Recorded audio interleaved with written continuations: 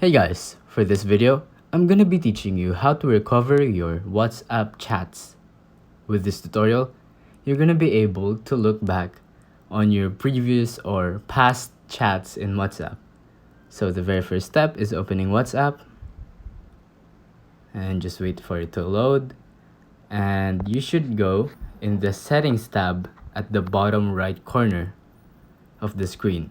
So now you're gonna want to tap on chats and then tap on chat backup. And as you can see, back up your chat history and media to iCloud. So if you lose your iPhone or switch to a new one, your chat history is safe. You can restore your chat history and media when you reinstall WhatsApp.